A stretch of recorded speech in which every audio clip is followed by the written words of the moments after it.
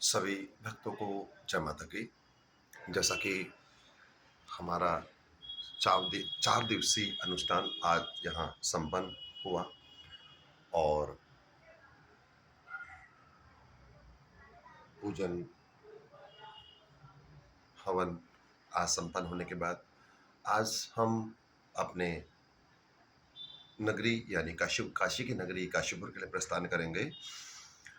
और कहा जाता है भक्तों, भक्ति में शक्ति होती है।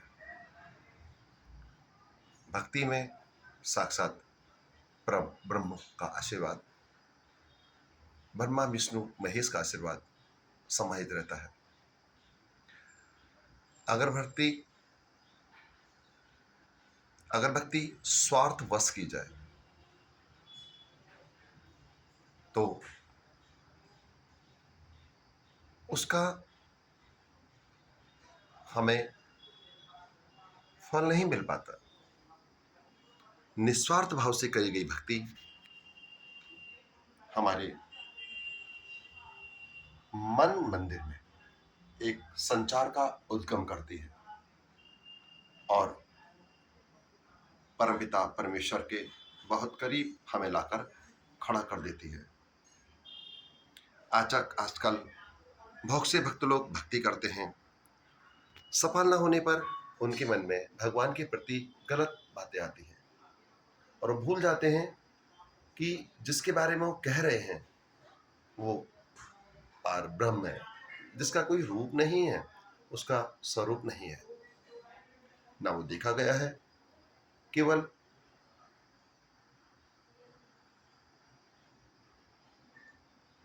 उसका अनुभव किया जा सकता है। स्वार्थ रहित भक्ति हमें मंजिल की चरम सीमा तक पहुंचा देती है।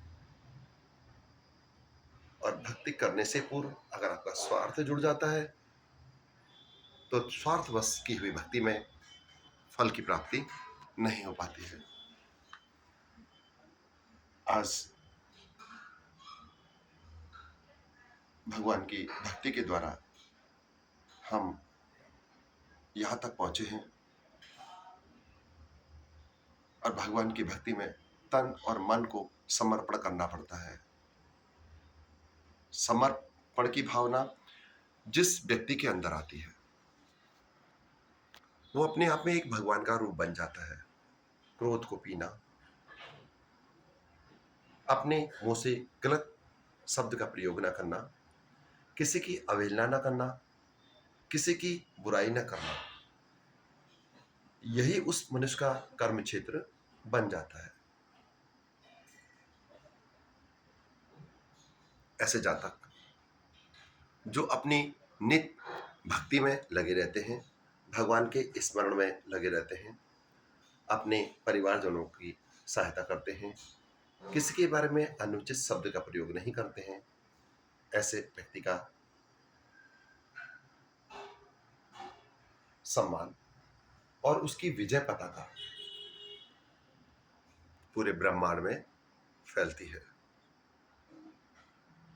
इसलिए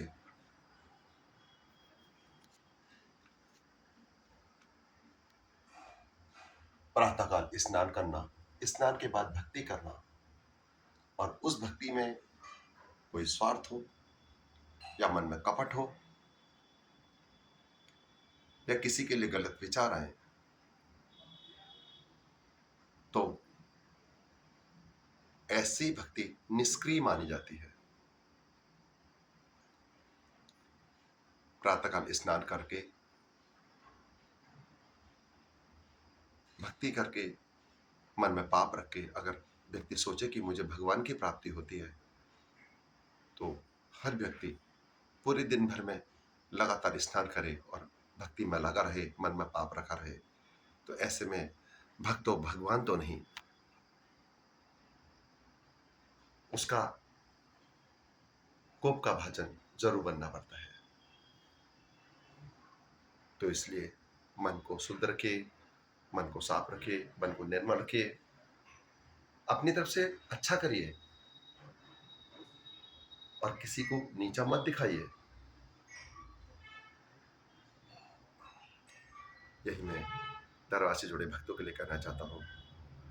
सभी भक्त मंगलमय रहें, खुश रहें, सबकी यश कीर्ति पताका फैलती रहे,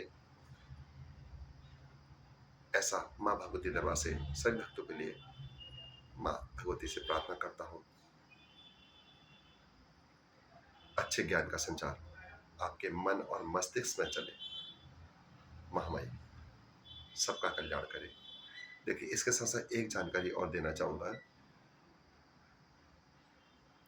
2 जून से 11 जून तक दरबार नहीं रहेगा। 11 जून के बाद जैसा भी दरबार रहेगा, आपकी सूचना आपको व्हाट्सएप के द्वारा प्रेषित कर दी जाएगी। आगे के उसमें फिर मिलेंगे।